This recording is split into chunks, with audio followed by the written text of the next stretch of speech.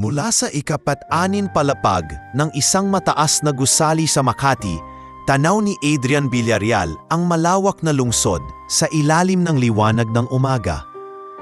Nakaupo siya sa likod ng isang mamahaling desk na gawa sa solidong nara. Hawak ang isang tasa ng kape na kumukulo pa ang init. Sa unang tingin, makikita ang tikas at galing ng isang lalaking pinagpala sa buhay. Matangkad, matipuno, matalim ang mga mata at may presensyang kayang magpatahimik ng isang buong silid. Ngunit sa kabila ng lahat ng ito, may mabigat na iniisip si Adrian. Lumaki siya sa isang maliit na baryo sa Quezon, anak ng isang mangingisda at tindera sa palengke. Naranasan niyang mamalimos ng baon, maglakad ng ilang kilometro papuntang paaralan at magtrabaho sa mga kapitbahay para lang may pangmeryenda. Hindi nakalimutan ni Adrian ang pakiramdam ng minamaliit at hinuhusgahan base sa itsura at pananamit. Kaya nang siya'y magtagumpay at maging CEO ng Villarreal Manufacturing, dala niya ang paniniwalang lahat ng tao, maliit man o mataas ang posisyon, ay nararapat na igalang. Ngunit nitong mga nakaraang buwan, sunod-sunod ang reklamo na natatanggap niya mula sa HR at ilang kilalang kaibigan sa kumpanya. Mga kwento ng pang-aabuso sa mga baguhan, diskriminasyon sa mga hindi kaaya-ayang tingnan at pangmamaliit sa mga mababang posisyon tulad ng mga janitor, messenger at utility staff. Lalo siyang napaisip nang minsang magtungo sa cafeteria at makita kung paano binara ng isang manager ang isang matandang janitor na nadapa at natapon ang hawak na mop. Wala ni isa man lang ang tumulong sa lalaki, maliban sa isang dalagang janitress na agad lumapit at inalalayan ito. Hindi ko pwedeng hayaan na ganito na lang. Bulong niya sa sarili habang iniikot ang tasa ng kape sa kanyang kamay. Pumasok sa isip niyang isang plano, isang matapang at kakaibang paraan para makita ang tunay na ugali ng mga tao sa kumpanya. Alam niyang hindi sapat ang mga meeting, seminar o HR memo para mabago ang kultura kung hindi niya mismo makikita at mararanasan ang totoo. Ang naisip niya, magpanggap bilang isang panit at mahirap na bagong empleyado, pumasok sa pinakamababang posisyon at makita kung paano siya pakikitunguhan. Tinawagan niya ang kanyang matagal ng kaibigang si Marco, isang profesional sa larangan ng prosthetic makeup na madalas magtrabaho sa pelikula. "Marco, kailangan ko ng tulong mo," wika ni Adrian sa telepono. "Ano na naman yan? Hindi ba't huli kitang tinulungan? Nagmukha kang 70 anyos para sa Halloween party?" Biro ni Marco. "Mas seryoso ngayon. Gusto kong magpanggap bilang isa sa mga bagong utility staff sa kumpanya ko. Kailangan kong magmukhang ibang-iba, yung tipong hindi nila maiisip na ako yun." Tahimik si Marco sandali bago tumawa. "Mukhang pelikula to pero sige, game ako." Kinabukasan, dumating si Marco sa kondo ni Adrian, dala ang maleta ng mga gamit. Mga prosthetic na peklat, peking ilong, peluka at mga pampaputla ng balat. Ilang oras ding naupo si Adrian habang nilalapatan ng makeup at prosthetic pieces. Nang matapos, hindi na si Adrian Villarreal ang nasa salamin, kundi isang lalaking tila pagod sa buhay. May malalaking peklat sa pisngi, naninilaw ng ngipin at buhok na magulo at manipis. Ito na ang bago mong pagkatao, si Emil Santos.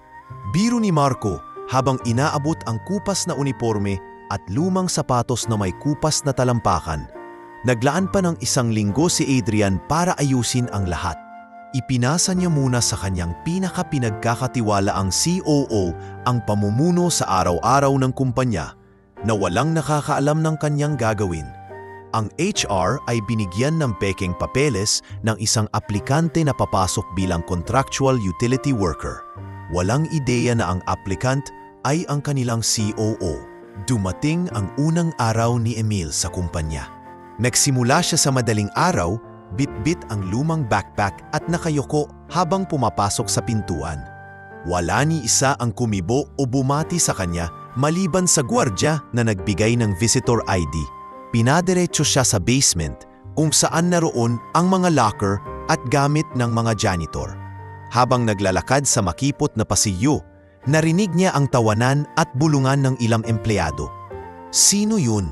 parang galing sa kalsada. Sabi ng isa, baka dito magalyan dito, mukhang mahina. Dagdag pa ng isa. Tinanggap ni Adrian ang mga salitang iyon nang walang imik. Sinusubukang ipunin ang lahat ng reaksyon at ugali ng mga tao. Sa loob ng locker room, sinalubong siya ng supervisor ng utility team na si Mr. Ortega, isang lalaking nasa 50s na may matigas na boses at matalim ang mata. Ikaw ba si Emil? Ayan ang locker mo. Walang special treatment dito. Kung mabagal ka, tanggal ka agad. Maliwanag? Maliwanag po, mahinang sagot ni Adrian. Habang nagsusuot siya ng uniforme, napansin niya ang isang babaeng janitress na tahimik na nag-aayos ng mga gamit sa tabi. Ito ang unang beses niyang makita si Liza. Ngunit sa sandaling iyon, isang simpleng bagay lang ang ginawa nito.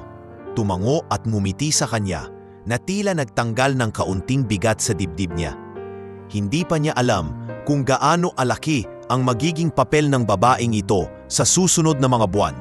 Ngunit ramdam niya agad ang pagkakaiba sa trato nito kumpara sa iba. Pag-akyat niya sa unang palapag dala ang mop at timba, nakita niyang abala ang mga empleyado sa kani-kanilang gawain. Ngunit sa tuwing napapadaan siya, may mga matang sumusunod sa kanya. Hindi para bumati, kundi para tumingin mula ulo hanggang paa. Sinusukat ang kanyang itsura at nagiiwan ng tingin na puno ng paghusga. Sa loob-loob ni Adrian, lalo siyang napaniwala na tama ang ginawa niyang eksperimento. Dahil kung sa unang araw pa lang, ganito na ang pakikitungo sa isang taong hindi nila kilala at mukhang mahirap. Paano pa sa mga susunod na linggo? Ang tanging tanong sa isip niya ngayon, sino ang mga tunay na may malasakit at sino ang magpapakita ng tunay na kulay kapag akala nila'y walang nakatingin? Kinabukasan, bago pa sumikat ang araw, nakatayo na si Adrian o si Emil ayon sa kanyang bagong katauhan sa tapat ng gusali ng Villarreal Manufacturing. Suot niya ang parehong kupas na polo na ginamit kahapon. Tinernuhan ng lumang pantalon na may mantsa ng pintura at sapatos na halos butas na ang talampakan. May bitbit siyang lumang backpack na tila ilang taon nang hindi naapalitan. Habang hinihintay niyang buksan ng gwardya ang gate, ramdam niya ang malamig na simoy ng umaga at ang kakaibang kaba sa dibdib niya. Magandang umaga po, bati niya sa gwardya. Tumango lang ang gwardya, walang imik, bago bumalik sa pagbubukas ng gate. Walang pakialam, ngunit hindi rin bastos. Isang neutral na kilos na bihira na niyang makita sa opisina kapag siya ay CEO. Pagpasok sa basement, muli niyang nadaanan ang makipot na pasilyo papuntang locker room. Amoy pa lang ng sahig at lumang metal lockers ay parang nagpapaalala na sa kanya ng panahong nagtatrabaho siya noon sa mga construction site. Pagbukas niya ng locker, sinalubong siya ng supervisor na si Mr. Ortega. Nakakrus ang makabraso at may malamig na tingin. Emil, huwag mong sayangin ang oras namin. Ngayon, bibigyan kita ng mga gawain. Bilis ang importante dito. Hindi ganda ng gawa. Basta matapos, wika nito na parang may bahid ng panunukso. Opo, may klinyang tugon. Kasama sa unang batch ng gawain, ang pagwawalis sa buong main lobby, pagpunas sa mga glass door, at pagtulong sa paglipat ng ilang kahon sa storage area. Malalaki ang kahon at mabigat, ngunit sanay si Adrian sa ganitong trabaho. Ang problema, hindi lang bigat ng kahon ang pasanin niya. Naririnig niya ang buluman at tawanan ng ilang empleyado habang dumaraan siya. Bago na naman yan, parang hindi tatagal, sabi ng isang babaeng nasa reception area. Parang amoy mantika na luma, dagdag pa ng isa, sabay tawa. Sa kabila ng mga iyon, itinuloy lang niya ang trabaho. Maingat na inilalagay sa isip ang bawat pangyayari. Hindi niya layunin na gantihan sila sa ngayon. Gusto niyang makita ang buong larawan bago gumawa ng hakbang. Sa gitna ng kanyang gawain, muling lumapit si Lisa, may dalang bote ng malamig na tubig. Emil, baka gusto mong uminom muna. Mainit sa labas. Mahinahong sabi nito. Salamat, tugon niya, sabay abot ng bote. Bihira akong makakita ng ganitong kabaitan. Numiti lang si Liza at umalis. Dala ang mop at timba. papunta sa kabilang koridor. Pagkatapos ng umaga, inutusan siya ni Ortega na magpunta sa loading bay para tumulong magbaba ng mga gamit mula sa delivery truck. Nandoon ang 4 na ibang utility staff, ngunit halatang ayaw siyang tulungan. "O bago, ikaw na magbaba ng mga kahon. Kami na sa magaan." Biro ng isa habang nakaupo lang at nanunood. Pinagpawisan siya ng husto, ngunit tiniis. Sa bawat pagbuhat, namdam niya ang matinding pagod, ngunit ramdam din niya ang pagbabalik ng dating sigla ng isang lalaking sanay sa pisikal na trabaho. Sa kanyang isipan, mas malinaw ang imahe ng mga pagbalik sa loob ng gusali. Nadaanan niya ang ilang empleyado mula sa accounting department. Tinitigan siya mula ulo hanggang paa at may isa pang nagtanong ng pasigaw. "Ikaw ba yung bago sa janitorial? Ilan taon ka na ba? Mukha ka ng pagod sa buhay." Sabay silang nagtawanan habang nagpatuloy sa pagkain ng merienda. Hindi siya sumagot. Sa halip, tumuloy siya sa restroom para maghugas ng kamay. Doon, nakasalubong niya si Liza na abala sa paglilinis ng lababo. "Pasensya ka na sa kanila," sabi ni Liza habang patuloy sa pagpunas. Minsan, di talaga nila iniisip kung nasasaktan ng tao sa mga sinasabi nila. "Sanay na ako," tugon niya. "Noong bata pa ako, halos araw-araw may nagsasabi sa akin ng mas masakit pa dyan. Pero salamat sa malasakit mo." Pagdating ng tanghali, sumama siya sa mga utility staff para kumain sa maliit na pantry sa basement. Habang kumakain ng baon na tinapay at kape, naririnig niya ang usapan ng dalawa sa kanila tungkol sa paboritismo ni Ortega sa ilang staff na malapit dito. Isa raw sa mga rason kaya may mga taong halos hindi na nagtatrabaho pero hindi natatanggal. Naisip ni Adrian na mahalagang impormasyong ito para sa mas malawak yang plano. Pagkatapos ng shift, bago siya umuwi, dumaan siya sa HR office para pirmahan ang ilang papel. Doon, napansin niya na walang ni isa sa HR staff ang bumati o nag-alok ng upuan kahit halatang pagod siya at pawis na pawis. Isa pang patunay na ang kultura ng pakikitungo sa mas mababang posisyon ay hindi maganda. Sa labas ng gusali, muli niyang nakita si Liza, nag-aayos ng kanyang lumang bisikleta. "Uwi ka na?" tanong niya. "Oo, Emil, malayo pa bahay ko. Kailangan ko pang maglaba mamayang gabi." Sagot nito, sabay ngiti. "Nga pala, salamat sa tubig kanina. Malaking bagay na may taong kagaya mo rito." Tumango si Liza at umalis na sakay ng bisikleta. Naiwan si Adrian sa gilid ng kalsada, nakatingin sa palubog na araw. Iniisip na sa gitna ng lahat ng mapanghusga at mapanlait na mga tao, may mga tulad ni Liza na may likas na kabutihan at iyon ang tunay niyang pakay na matuklasan.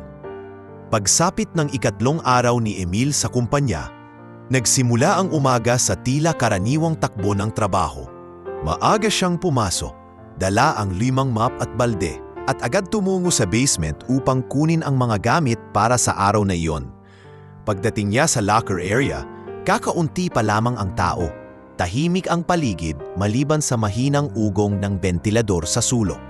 Habang nag-aayos siya ng gamit, napansin niya ang isang babaeng nakatalikod, abala sa pagbubuhat ng isang mabigat na kahon ng mga cleaning supplies. Hindi niya agad nakita ang mukha nito. Ngunit napansin niya ang maingat at mabilis na kilos nito. Lumapit siya at mahinang nagsalita, "Ah, tulungan na kita dyan." Lumingon ang babae at doon niya unang nasilayan si Lisa ng malinaw. Maputi ito, maamo ang mukha at bagaman halata ang pagod, may kakaibang liwanag sa mga mata. Naka-uniforme rin ito ng janitress. May suot na manipis na headband para hindi bumagsak ang buhok sa mukha. "Salamat, pero kaya ko na to," sagot ni Lisa, sabay ngiti. Hindi yun ngiting paminsan-minsan lang ibinibigay para sa formalidad. Iyon ay totoo at may kasamang respeto. Matapos makita ang kilos nito, bahagyang nag-iba ang pakiramdam ni Adrian. Sa loob ng ilang araw, puro malamig na tingin at panguhusga ang natanggap niya mula sa karamihan. Ngunit eto, isang tao na tila walang pakialam sa hitsura niya at handang makipag-usap ng walang halong pangmamata.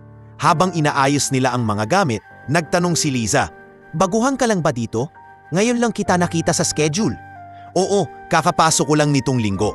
Emil ang pangalan ko, sagot niya. Liza, pakilala ng babae, sabay abot ng kamay. Hindi na alala ni Adrian kung kailan huling may nag-abot sa kanya ng kamay mula nang magsimula ang eksperimento. Marahil dahil bihira ang mga taong tunay na walang takot makisalamuha sa isang taong hindi kaaya-aya sa paningin. Magkasama silang umakyat sa ikalawang palapag upang simulan ang trabaho. Habang naglilinis, kinuturuan siya ni Liza kung paano mas mabilis at epektibong magpunas ng sahig nang hindi masyadong sumasakit ang likod. Kung ganyan ka palagi magpupunas, ilang linggo lang, mamamanhid ang bewang mo. Dapat ganito, aniya, sabay demo ng tamang posisyon. Hindi na iwasang matawa si Adrian. Parang sanay ka na. Matagal na rin ako rito. 3 taon na, tugon ni Lisa. Ngunit sa tono nito, may bahid ng hirap na pinagdadaanan. Sa kalagitnaan ng trabaho, dumaan si Ortega, dala ang clipboard at nakakunot ang noo. Ano yan, Emil? Ang bagal mo na naman. Lisa, wag mo nang intindihin yan. Baka maabala ka lang sa pagtuturo. Sir, tinuturuan ko lang po siya para mas mabilis sa susunod. Mahinahong sagot ni Lisa. Hindi mo trabaho ang magturo, bilisan mo na lang, Emil. Singhal ni Ortega, bago umalis. Natahimik silang pareho, ngunit maya-maya ingumiti si Lisa. Hayaan mo na yun, basta gawin mo lang maayos ang trabaho mo. Hindi lahat dito pare-pareho ang ugali, napaisip si Adrian. Simple lang ang sinabi nito. Pero malinaw na hindi ito natatakot magsabi ng tama, kahit alam niyang pinapakinggan siya ng mga nasa mas mataas na posisyon. Pagsapit ng break time, imbes na mag-isa sa sulok gaya ng nakagawian, inalok ni Lisa si Emil na sabay na silang magmerienda. Pumunta sila sa maliit na kainan sa labas ng gusali, isang karinderya na may mga plastik na mesa at bangko. Mas mura dito kaysa sa kafeteriya, wika ni Lisa. Habang kumakain sila ng pansit at pritong lumpia, nagsimula silang magkwentuhan. Nalaman ni Adrian na lumaki si Lisa sa probinsya at nakipagsapalaran sa Maynila matapos iwan ng kanyang asawa. May isa siyang tanak na babae, 6 na taong gulang, na naiwan sa tiyahin tuwing may trabaho siya. Hindi madaling mag-isa, pero kailangan. Para sa anak ko, sabi nito habang umiinom ng malamig na tubig. Tahimik lang na nakikinig si Adrian. Sa likod ng pagkukunwaring si Emil, naroon ang lalaking CEO na nasanay sa pakikinig ng mga kwento ng mga tao sa ilalim ng kanyang kumpanya. Ngunit ngayon, mas ramdam niya ito, mas malapit sa puso dahil nakikita niya ang mismong bigat ng buhay na pasa ng empleyado niyang ito. Bago sila bumalik sa trabaho, dumaan sila sa isang maliit na tindahan at binilhan ni Lisa si Emil ng tinapay. Pasensya na, yan lang maibibigay ko. Baka magutom ka ulit mamaya, sabi nito. Hindi na nakatanggi si Adrian, tinanggap niya iyon ng may ngiti. Pagbalik nila sa gusali, muli silang nagtulungan sa paglilinis ng conference hall. Habang pinupunasan ni Adrian ang mga mesa, napansin niyang tinitingnan sila ng ibang empleyado. Parang nagtataka kung bakit may janitress na kusang tumutulong sa isang baguhan. Ngunit wala itong pakialam. Patuloy lang sa trabaho. Sa pagtatapos ng araw, bago maghiwa-hiwalay, tinapik ni Lisa si Emil sa balikat. Bukas ulit ha, basta sabay tayo sa umaga para hindi ka maligaw sa schedule. Tumango si Adrian at sa unang pagkakataon, mula nang magsimula ang kanyang undercover na buhay, ramdam niya na hindi siya ganap na nag-iisa. Sa gabing iyon, habang nakaupo siya sa maliit na kwarto, iniisip niya kung gaano kahalaga ang simpleng kabutihang ipinakita sa kanya ni Lisa. Sa isang mundong puno ng mabilis na paghuhusga, may ilan pa ring tao na marunong rumespeto, kahit sa mga taong sa tingin ng iba ay walang halaga. At doon niya napagtanto, ang eksperimento niyang ito ay hindi lamang tungkol sa paghuli ng mga abusado. Ito rin ay tungkol sa paghahanap ng mga taong tunay na kayang magdala ng pagbabago sa loob ng kumpanya. Mabilis lumipas ang ilang araw mula nang una niyang makilala si Lisa. Ngunit hindi rin nagtagal bago tuluyang nakilala ni Adrian o ni Emil ang tunay na kulay ni Mr. Ortega, ang supervisor ng utility team. Isang Lunes ng umaga, abala ang lahat sa paghahanda para sa isang malaking corporate meeting sa main conference hall. Ang sahig ay kailangan ng magmukhang kintab. Ang mga mesa dapat walang mansa ni alikabok at ang mga bintana dapat walang bahid ng dumi. Maaga pa lang ay tinawag na siya ni Ortega. "Emil, malakas ang boses nito, rinig sa buong hallway." Lumapit siya agad, dala ang mop at timba. "Ano tong ginagawa mo? Ganyan ka ba talaga magtrabaho? Ang daming alikabok sa sulok." Sabay turo sa maliit na parte na halos hindi na mapapansin kung hindi lalapitan. "Pasensya na po, sir. Hindi ko po napansin yan." Mahinang sagot niya. "Hindi ka pwedeng ganyan dito. Kung wala kang mata para sa detalye, mas mabuti pang imalis ka na lang. Sayang lang sweldo sa'yo." Singhal ni Ortega habang tinitingnan siya mula ulo hanggang paa na para bang isa siyang walang kwentang tao. Hindi man nagustuhan ni Adrian ang tono, pinili niyang tumahimik. Hindi ito panahon para sumagot. Alam niyang bahagi ng layunin niya ay marinig at makita kung paano talaga magtrato ng mga mababang posisyon ang mga nasa mas mataas na pwesto. Habang patuloy siyang naglilinis, dumating si Lisa, dala ang dustpan. "Sir, ako na po ang maglilinis nitong parte na to.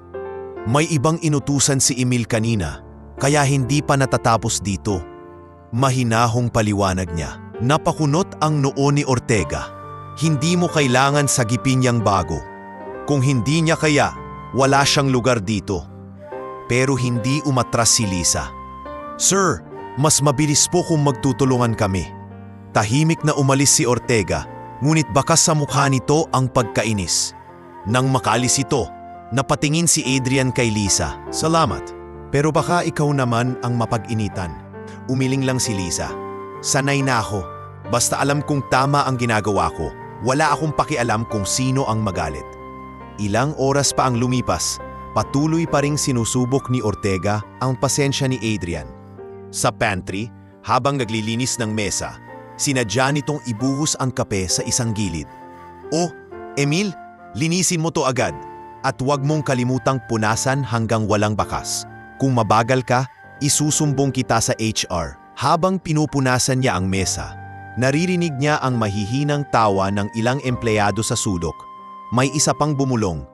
Grabe yun kay Emil. Pero baka deserve niya. Mukha namang walang alam. Hindi siya tumingin sa kanila. Patuloy lang sa pagpunas, ngunit sa loob-loob niya, bawat ganitong eksena ay nagiging malinaw na ebidensya ng kultura ng pangmamaliit na gusto niyang baguhin. Pagsapit ng tanghali, sabay silang kumain ni Liza sa karinderya sa labas. Habang kumakain ng adobo, nagtanong si Adrian, "Matagal ka na bang kasama sa team ni Ortega?" "3 taon na," sagot ni Liza. At mula noon, ganyan na siya. Mahilig siyang manita at mamahiya, lalo na kapag bago o kapag sa tingin niya walang laban. Pero kapag sa harap ng mga boss, parang iba ang ugali, mabait at maasikaso. Hindi maiwasan ni Adrian ang mapaisip kung ilang empleyado na o nawala sa kumpanya dahil sa ganitong klase ng pamumuno. Alam niyang may HR department, pero batid din niyang maraming kaso ang hindi umaabot doon dahil takot ang mga tao na magsumbong. Pagbalik nila mula sa lunch break, nagpa-meeting si Ortega sa maliit na storage room ng utility staff. "May darating na VIP guests bukas. Ayokong may makita silang kahit anong kapintasan. Liza, ikaw sa lobby.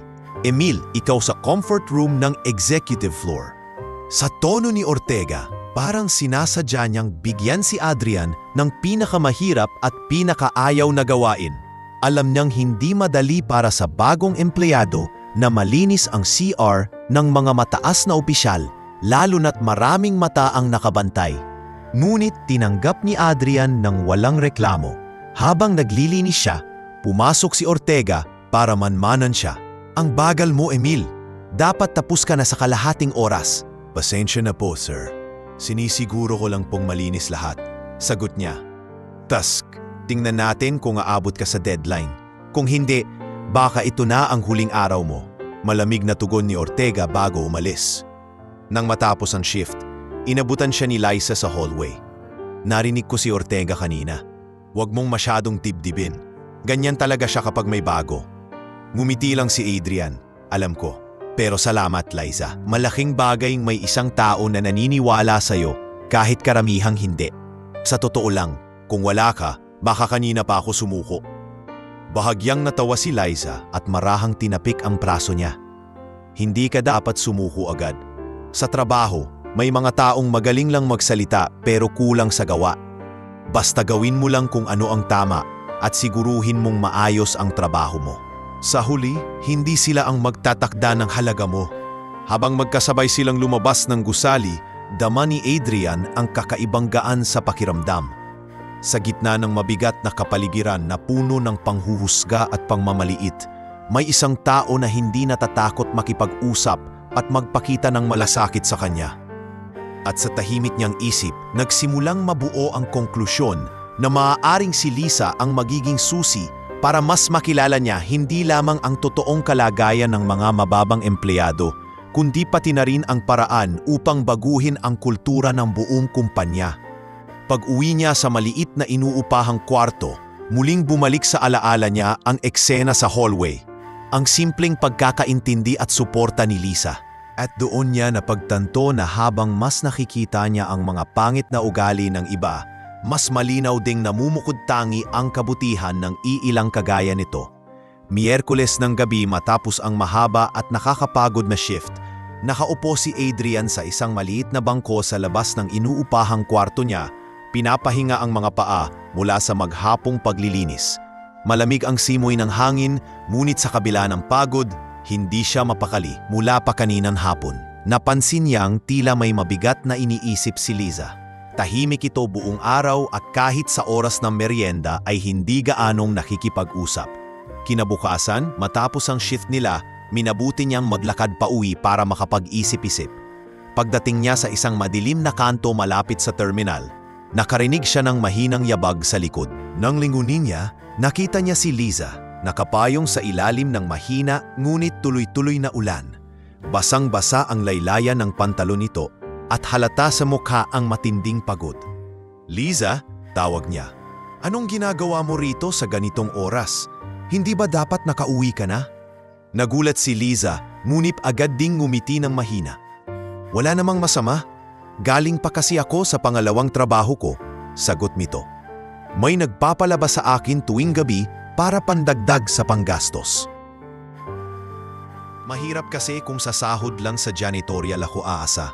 Sa kabila ng ulan, inalok ni Adrian ang maliit niyang payong.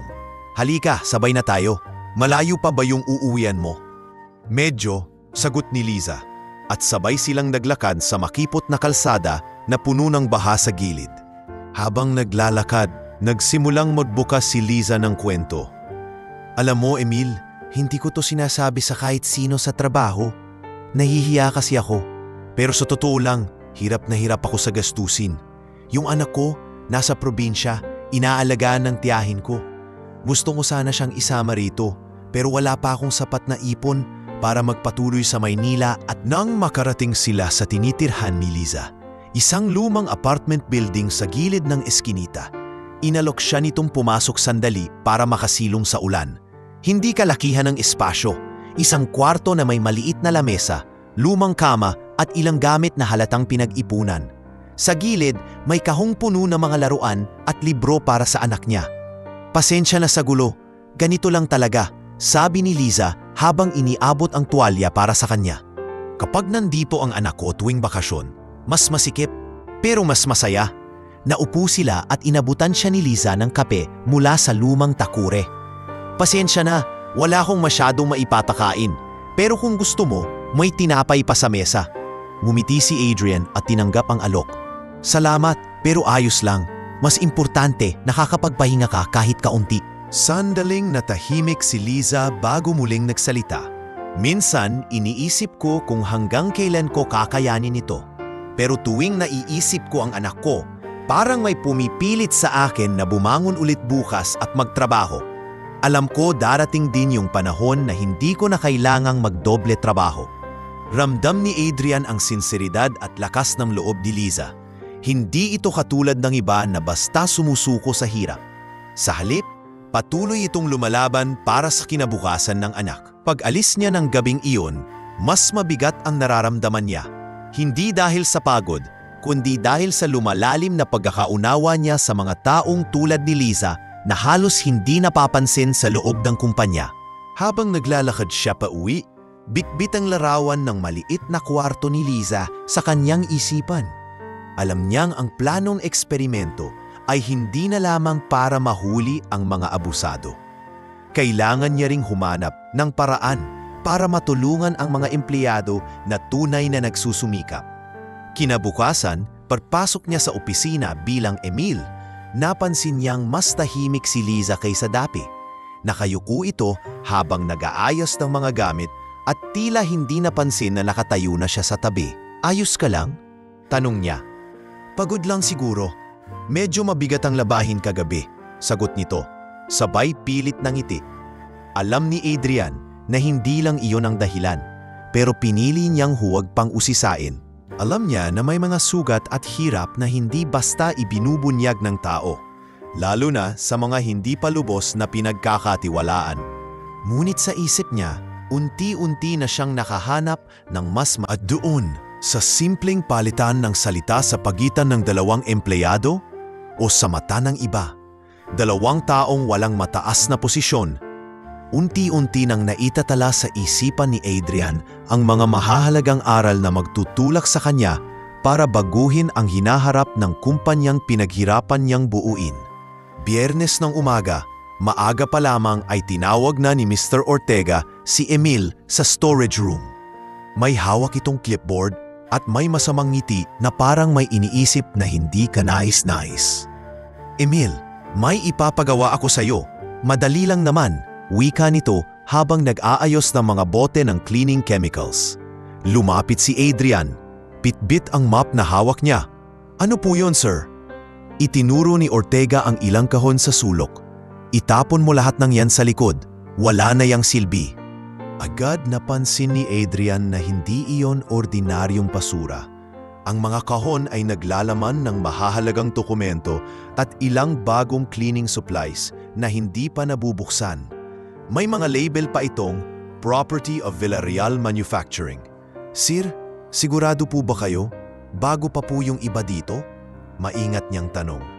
"Wala ka ng tanong-tanong. Ako ang supervisor dito. Ako ang mas nakakaalam. Itapon mo na. At kung ayaw mong masama ang pangalan mo sa listahan ng tatanggalin ngayong buwan, gawin mo ang inuutos ko." Nanatiling tahimik si Adrian saglit. Iniisip kung paano tatakbo ang eksenang ito. Bilang CEO, malinaw sa kanya na mali ang ginagawa ni Ortega. Posibleng may kasamang panlilinlang o partatago ng mga supply para sa sariling pakinabang. Ngunit bilang Emil, kailangan niyang magpakita ng prinsipyo nang hindi nalalantad ang pagkatao niya. "Pasensya na po, sir." Mahinang sagot ni Adrian. "Hindi ko po kayang itapon to kung hindi malinaw na pinapayagan ng kumpanya." Halata ang pagkainis sa mukha ni Ortega. "Ano? Sinusubukan mo bang magmalinis sa harap ko? Baka nakakalimutan mo kung sino ang nagdedesisyon kung mananatili ka rito." Sa mismong sandaling iyon, pumasok si Liza, bit-bit ang dustpan. Napatingin siya sa magkausap at tila naramdaman ang tensyon. "Anong nangyayari dito?" tanong niya. Sumabat agad si Ortega. "Etong bago mong kaibigan, ayaw sumunod sa utos. Hindi yata alam kung paano gumalang sa mas mataas sa kanya." Bumaling si Liza kay Adrian. "Ano bang pinapagawa sa'yo?" "Tinatapon ko raw itong mga kahon. Kahit bago pa at may gamit pa," sagot niya. Nanigas ang mukha ni Liza. "Sir, hindi po tama yon. Kung bago pa ang gamit, dapat isoli o ilagay sa inventory. Sayang naman kung itatapon lang." Tumaas ang boses ni Ortega. "Wala kayong pakialam. Kung gusto niyo manatili dito, gawin niyo ang inuutos ko." Sabay lingon sa dalawa nang may pagbabanta. Huminga lang malalim si Liza. "Pasensya na, sir, pero hindi po kami gagawa ng mali." Bahagyang napangiti si Adrian sa loob-loob niya. Sa kabila ng banta, hindi natitinag si Liza sa tama. "Bahala kayo. Kapag tinanggal kayo, huwag niyo akong sisisihin," banta ni Ortega bago umalis ng storage room. Pagkaalis nito, bumuntong hininga si Liza. "Huwag mo hayaan na sirain ng ganyan ang prinsipyo mo. Emil, minsan, mas mahalaga ang integridad kaysa trabaho. Tumango si Adrian. Salamat sa pagtindig mo sa tama. Maghapon, ramdam ni Adrian na lalo silang pinag-iinitan ni Ortega. Bawat maliit na pagkukulang ay pinapansin, bawat kilos ay minamasama. Ngunit sa halip na maimis, mas lalong tumibay ang kanyang paninindigan. Nakita niya kung paano sa loob ng isang araw nakakapagpakita si Liza ng uri ng tapang na bihirang matagpuan. Isang tapang na hindi nakadepende sa posisyon o kapangyarihan, kundi sa matibay na paniniwala. Sa break time, habang kumakain sila sa labas, tinanong niya si Liza, "Hindi ka ba natatakot na mawalan ng trabaho?" Ngumiti ito ng mapait. "Takot, oo. Pero kung gagawin ko lahat ng mali para lang manatili, hindi ko rin magugustuhan ang sarili ko." At saka, Emil, sanay na akong mabuhay sa kaunti. Pero hindi ako masasanay sa pagdala ng konsensya. Naging tahimik si Adrian sa sagot na iyon.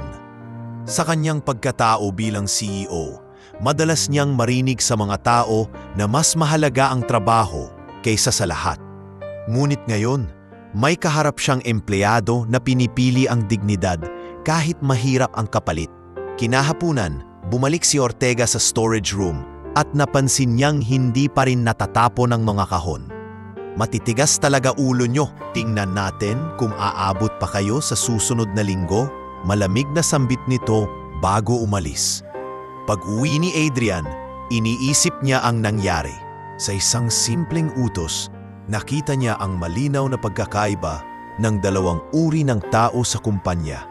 Ang mga sumusunod kahit mali para manatili at ang mga handang tumayo sa tama kahit mawala ang trabaho. Sa isip niya, malinaw kung sino ang mas karapat-dapat manatili sa kumpanyang itinayo niya. At si Liza ang isa sa mga yon. Paglipas ng mahigit 2 linggo, mula nang magsimula si Emil sa kumpanya, unti-unti nang nabuo ang mas malinaw na larawan sa isipan ni Adrian tungkol sa ugali ng mga tao sa paligid niya. Sa bawat araw, mas nakikilala niya kung sino ang may malasakit at kung sino ang walang pakialam sa kapakanan ng iba. Sa isang banda, may iilang utility staff na nakikipagkamay at kumakausap sa kanya kahit papaano. Hindi man sila sobrang malapit, mararamdaman niya ang simpleng respeto. Isa rito si Mang Celso, isang matandang janitor na mahigit 10 taon nang nagtatrabaho sa kumpanya. Madalas nitong ibahagi ang mga tip kung paano mas mabilis maglinis nang hindi sumasakit ang katawan. "Dahan-dahan lang, Emil. Hindi ito paunahan. Basta maayos ang trabaho mo, yun ang mahalaga." Payo ni Mang Celso habang inaabot sa kanya ang isa pang basahan. Ngunit kung may mababait, mas marami pa rin ang mapanlait at mapang-abuso. Ilan sa mga napakataas, tulad ng ilang empleyado sa admin, ay walang pakundangan sa pagbibigay ng utos na wala sa trabaho niya. "Emil, pakidala nga tong mga kape sa conference room." Utos ng isang babaeng nakasuot ng mamahaling relo. Nang ipaalala niyang hindi iyon sakop ng tungkulin niya, sinamaan lang siya ng tingin. "Ano ka ba? Simpleng pakiusap lang yan. O ayaw mo?" Hindi lamang sa mga utos lumalabas ang pang-aabuso. Mas nakakatakot ang mga lihim na ginagawa ng ilan. Isang hapon, habang naglilinis siya ng maliit na opisina sa likod ng warehouse, napansin niya ang 2 empleyado mula sa purchasing department na tila nag-uusap ng seryoso. "Siguraduhin mong walang makakakita. Ibenta natin yung 3 kahon sa labas ng listahan." Bulong ng isa. Agad nilang isinara ang pinto nang mapansin siyang dumaan. Bagaman nagpatuloy siya sa trabaho, malinaw sa kanya na may mas malalim na problema kaysa sa pang-aapi sa mababang posisyon. May mali sa sistema ng kumpanya at marami ang nakikinabang dito. Isang linggo ang lumipas at lalong nabing kapansin-pansin ang pagiging invisible niya sa opisina. Kapag naglalakad siya sa hallway, hindi siya pinapansin ng karamihan, para bang wala lang siya. Ngunit ang pagiging halos hindi makita ay nagbigay din sa kanya ng kakaibang bentahe. Naririnig niya ang mga totoong usapan na hindi sasabihin sa harap ng mga boss. Sa ganitong paraan, nagsimula siyang makabuo ng listahan ng mga taong tila may papel sa mga irregularidad sa kumpanya. Isang tanghali, habang nag-aayos siya ng mga basura sa pantry, napansin niyang may natirang sulat sa mesa. Isang maliit na papel na may nakasulat, "May meeting sa labas, siguraduhin mong dala ang resibo." Wala itong lagda, pero may logo ng isang kilalang supplier sa gilid. Itinago niya ito sa bulsa. Iniisip kung paano niya ito magagamit sa tamang oras. Hindi rin nakatakas sa kanya ang mga patagong pagtulong ni Liza. Tuwing abala ang lahat, siya ang madalas mag-abot ng tubig o pagkain sa kanya, lalo na kung nakikita niyang hindi pa siya kumakain. "Kumain ka na ba? Hindi pwedeng puro trabaho lang." Paalala nito isang hapon habang iniabot ang isang pirasong tinapay. "Salamat, Liza," sagot niya. "Hindi ko alam kung paano ko kakayanin to kung wala ka." Ngumiti si Liza, ngunit may bahagyang lungkot sa mga mata. "Sanay na ako sa ganito. Pero sana, balang araw magbago rin ang trato ng mga tao sa isa't isa." Samantala, patuloy pa rin ang pagbabantay ni Ortega sa bawat kilos niya. Isang beses, sinabihan siya nitong masyado siyang mabagal magtrabaho at baka hindi na umabot sa susunod na cut-off ang pangalan niya sa listahan ng empleyado. "Hindi ko kailangan ng pasaway sa team ko, Emil. Kung gusto mong manapili rito, sumunod ka lang," madiin itong sambit. Sa kabila ng lahat, nagsimula ring mabuo ang tiwala sa kanya ng ilan.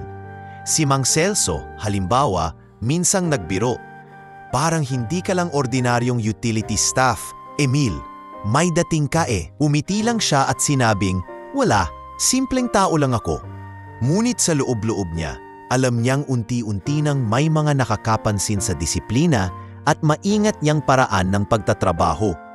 Isang hapon, habang pauwi na sila ni Liza, nagtanong ito, "Emil, minsan ba naiisip mo na may mas malaking dahilan kung bakit tayo nandito?" Tumingin siya sa kanya at bahagyang ngumiti. "Oo, minsan naiisip ko, baka may misyon ang bawat isa sa atin. Kahit hindi natin alam, baka may ginagawa tayong mabuti na magbabago ng takbo ng buhay ng ibang tao." Hindi na nag-usisa si Liza, ngunit halata sa mukha nito na tumatak ang sinabi niya.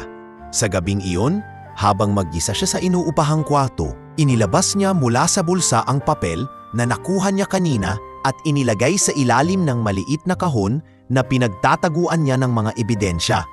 Alam niyang unti-unti na siyang nakakahanap ng piraso ng mas malaking puzzle.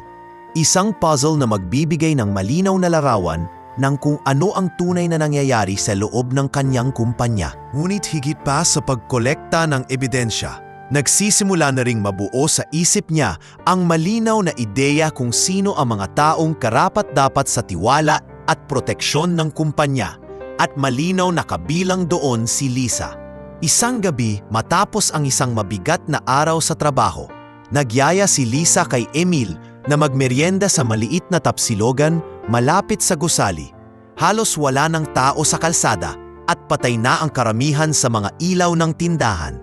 Maliban sa ilang bukas pa na karinderya, umorder sila ng tigisang tapsilog at malamig na tubig, at naupo sa mesa sa pinakadulo kung saan tahimik at hindi sila maririnig ng iba. Tahimik muna silang kumain, ngunit napansin ni Adrian na tila may iniisip si Liza. Sa bawat subo nito, may mabigat na buntong hininga na kasunod. Hindi na siya nakatiis at nagtanong, "May problema ba? Simula pa kaninang umaga, parang malalim ang iniisip mo." Nagangat ng tingin si Liza at ngumiti ng bahagya, pero bakas ang lungkot sa mata. "Pasensya ka na kung minsan tahimik ka po. May mga bagay lang na mahirap ikwento." Sandaling tumigil siya at uminom ng tubig. "Pero ewan ko, pakiramdam ko, pwede akong magtiwala sa'yo, Emil. Kung gusto mong sabihin, makikinig ako." Tugon niya, tinatago ang kuryosidad na nararamdaman. Huminga ng malalim si Liza bago nagsimula. "Alam mo na siguro, mag-isa kong pinalalaki ang anak ko. 6 na taon na siya ngayon. Iniwan kami ng tatay niya bago pa siya ipinanganak. Noong una, akala ko kaya ko. Pero habang tumatagal, parang dumadami lang ang problema." Nakatitig lang si Adrian sa kanya, pinapakinggan ang bawat salita. "Hindi ko natapos ang kolehiyo," patuloy ni Liza. Nakaabot lang ako ng 2 taon sa kursong education. Nung nabuntis ako, napilitan akong huminto. Pagkatapos, nagtrabaho ako kung saan-saan. Sales lady, kahera, tagalinis, kahit anong pwedeng pasukan para lang may panggastos. Hindi ko naman pinagsisihan na pinili kong ituloy ang anak ko. Pero, mahirap. Sandaling natahimik si Liza, saka muling nagsalita. May mga araw na gusto ko na lang sumuko. Pero kapag naiisip ko ang anak ko, parang may lakas akong hindi ko alam na meron ako. Kaya kahit mahirap, kahit nakakahiya minsan, nagtitiis ako. Napansin ni Adrian ang bahagyang pangingilid ng luha sa kanyang mga mata. Hindi mo kailangang mahiya, Liza. Wala kang dapat ikahiya sa pagtatrabaho ng marangal. Numiti ito, bagamat may lungkot pa rin. Salamat, Emil. Alam mo, bihira ang taong nagsasabi niyan sa akin. Madalas, tinitingnan lang ako bilang simpleng janitress na wala ng ibang pangarap. Pero sa totoo lang, marami pa akong gustong gawin. Makabalik sa pag-aaral, makapagpatayo ng bahay para sa anak ko, at syempre, makasama siya araw-araw. Napayuko si Adrian sa kanyang puso. Unti-unti nang tumitibay ang hangarin na tulungan si Liza sa abot ng makakaya, kahit hindi pa niya maipakita ang kanyang tunay na pagkatao. Nagpatuloy si Liza. Alam mo, Emil, kaya siguro mabigat ang pakiramdam ko ngayon. Dahil kaninang umaga, may tawag akong natanggap mula sa tiyahin ko. May sakit ang anak ko, lagnat at ubo daw. Wala naman akong magawa kundi magpadala ng pera para sa gamot. Pero masakit isipin na wala ako sa tabi niya. Ramdam ni Adrian ang bigat ng tinig ni Liza. Kung gusto mo, day off mo bukas at umuwi ka sa kanya. Mungkahi niya. Hindi pwede. Kapag umabsent ako, baka lalo akong pag-initan ni Ortega. At saka, sayang ang araw ang kita. Sagot nito. Pagkatapos nilang kumain, sabay silang naglakad pa uwi. Sa bawat yapak, mas lalong lumilinaw kay Adrian na ang eksperimento niya ay may mas malalim na saysay kaysa sa inaakala niya. Hindi lang ito tungkol sa paghuli ng mga abusado. Ito rin ay pagkakataon para makita kung paano talaga mabuhay ang mga taong araw-araw niyang pinamumunuan sa papel bilang CEO. Pagdating sa tapat ng inuupahan ni Liza, huminto sila sandali. Salamat sa pakikinig, Emil. Sabi nito. Minsan kasi, sapat na yung may isang taong handang makinig nang walang hinuhusgahan. Tumango siya. At salamat din sa pagbabahagi. Hindi madaling magbukas ng ganyang kwento. Ngumiti si Liza bago pumasok sa kanilang gusali. Naiwan si Adrian sa kalsada, nakatingin sa lumang pintuang isinara niya. Sa isipan niya, paulit-ulit ang mga sinabi ni Liza. Ang hirap, ang pangarap, at ang tapang na manatiling matatag para sa alak. Sa gabing iyon, habang nakahiga sa maliit na kama sa inuupahan niyang kwarto, hindi mapakali si Adrian. Iniisip niya kung paano siya makakahanap ng paraan para hindi lamang masolusyonan ang problema sa kultura ng kanyang kumpanya, kundi matulungan din ang mga kagaya ni Liza na tahimik lang na lumalaban sa araw-araw.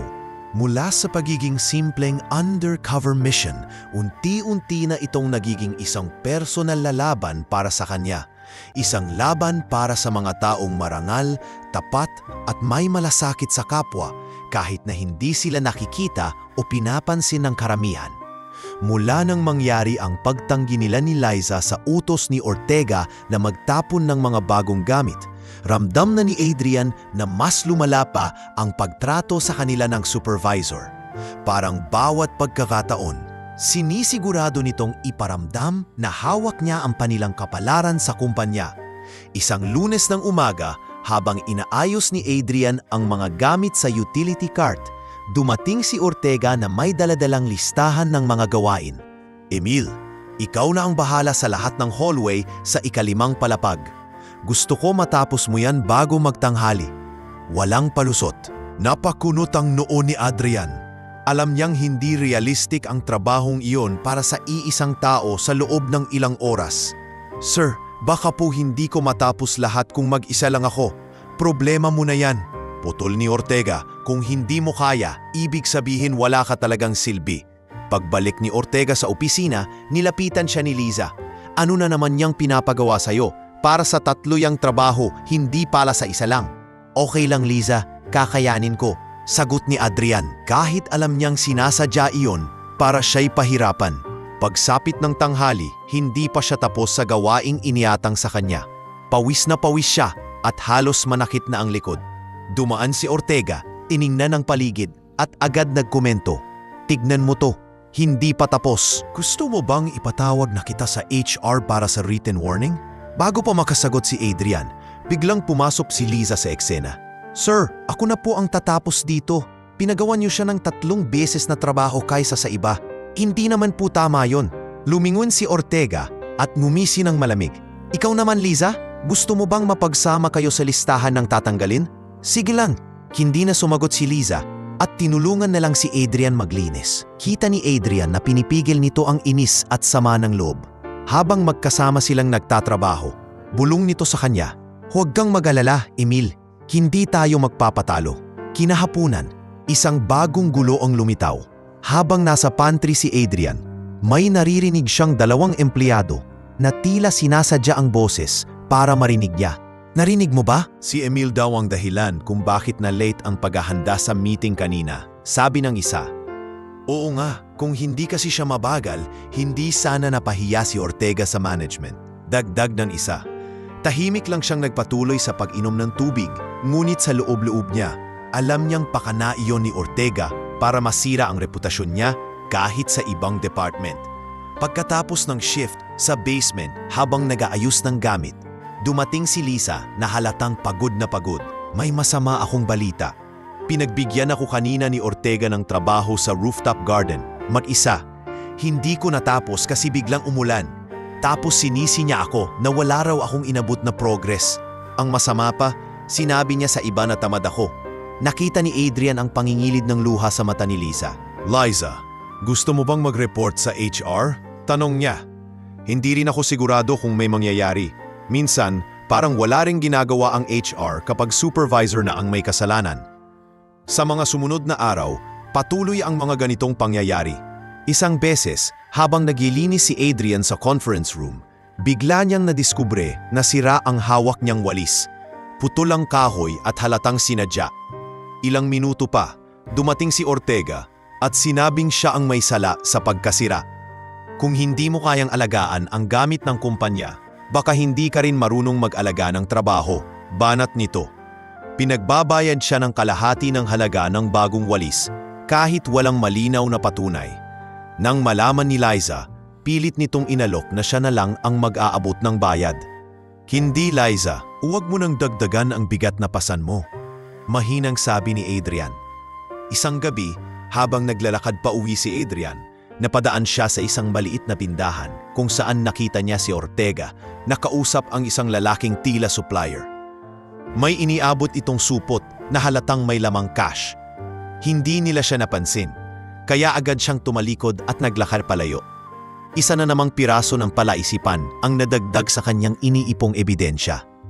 Sa puntong ito, ramdam ni Adrian na palapit na ng palapit ang araw na hindi na niya kayang palampasin ang mga nakikita. Ngunit alam din niyang hindi pa ito ang tamang oras para magpakilala. Kailangan pa niyang makita ang buong larawan at higit sa lahat, tiyaking ligtas si Liza at ang ilang katulad nito bago siya gumawa ng hakbang. Sa maliit na kwarto niya ng gabing iyon, muling nagbalik sa isipan niya ang mga nakaraang araw, ang sunod-sunod na paninira, mga gawa-gawang kasalanan at tahasang pangaapi. Sa kabila ng lahat, mas lalo siyang napapalapit sa layunin niya. Hindi lamang hulihin ang mga abusado, kundi gawing ligtas at patas ang lugar na ito para sa lahat. Isang Martes ng umaga habang abala si Adrian sa pagpunas ng mesa sa executive floor, may napansin siyang kakaibang kilos mula sa 2 empleyado ng purchasing department. Mabilis silang dumaan, nagbubulungan at may bitbit na malaking sobre. Hindi iyon basta envelope, makapal ito at may markang confidential. Nang lumampas sila sa kanya, narinig niya ang mahinang salitang binitawan ng isa. Dapat maihabol ito bago magsimula ang investigasyon. Kumirot ang kutob ni Adrian. Alam niyang may tinutukoy silang hindi dapat lumabas. Pagkatapos niyang tapusin ang ginagawa, sinundan niya mula sa malayo ang dalawa. Nakita niyang pumasok sila sa opisina ng isang manager na matagal na ring nababalitaan niyang sangkot sa mga questionableng transaksyon. Ilang minuto lang ang lumipas, lumabas ang manager na tila balisa at mabilis na nagtungo sa HR floor. Pagbalik ni Adrian sa basement, agad niyang kinausap ang isa sa ilang pinagkakatiwalaan niyang kasama, si Mang Celso. Mang Celso, may napansin ka na bang kakaiba nitong mga nakaraang araw? Tanong niya. Umiling ito, saka lumapit ng bahagya. Marami na akong nakita dito, Emil, pero may mga bagay na mas mabuting wag na nating pakialaman kung gusto nating manatili sa trabaho. Hindi siya sumang-ayon. Paano kung yung mga bagay na yon, sila ang sumisira sa kumpanya? Hindi na sumagot si Mang Celso, pero bakas sa mukha ang takot. Kinahaponan, dumiretso si Adrian sa HR department. Bitbit niya ang ilang litrato ng mga kahina-hinalang dokumento at transaksyon na lihim niyang nakunan gamit ang maliit na kamera sa kanyang lumang cellphone. Nilapitan niya ang isang HR officer na matagal na niyang kaibigan sa tunay niyang pagkatao, si Arman. Ngunit hindi nito alam na siya at si Emil ay iisa. Sir, pasensya na kung istorbo. Mahina niyang panimula. May gusto lang sana akong ipasa na baka makatulong sa investigasyon na ginagawa ninyo.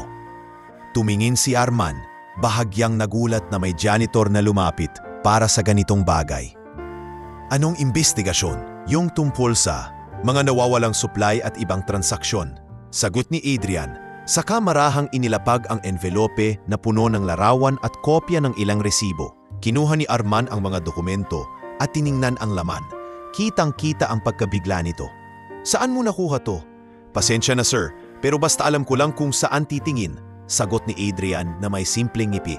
Kung sa tingin ninyo ay makakatulong yan, gamitin nyo na lang. Hindi na nagtanong pa si Arman, ngunit alam ni Adrian na magsisimula ng gumalaw ang mga bagay-bagay. Kinabukasan, pagpasok pa lang niya, ramdam na niya ang kakaibang tensyon sa opisina. May ilang empleyadong bulong-bulungan sa hallway at may ilan namang iwas tingin kapag napapadaan siya. Sa cafeteria, narinig niya ang usapan ng dalawang staff mula sa admin. Nabalitaan mo? May HR investigation daw sa ilang department. Parang may kinalaman sa mga maling procurement. Oo, at may manager na pinatawag kanina. Baka may masuspend, sagot ng isa. Habang naglilinis siya ng isang conference room, dumaan si Ortega, mas seryoso kaysa dati. Emil, sumunod ka sa akin. Malamig nitong sabi. Dinala siya sa usang gilid ng hallway kung saan walang masyadong tao. Anong pinagagawa mo? May mga naririnig akong pangalan na binabanggit sa HR at parang may kinalaman ka. Tumingin lang si Adrian sa kanya, kunway nagtataka. Hindi ko po alam ang sinasabi ninyo, sir. Makinig ka bago ka magsisi. Sa trabahong ganito, hindi ka dapat nakikialam sa mga bagay na wala sa sakop mo. Banta ni Ortega bago siya iniwan. Pagsapit ng hapon, tinawag ang lahat ng empleyado para sa isang biglaang meeting sa main hall. Nasa entablado ang head ng HR kasama ang ilang miyembro ng management.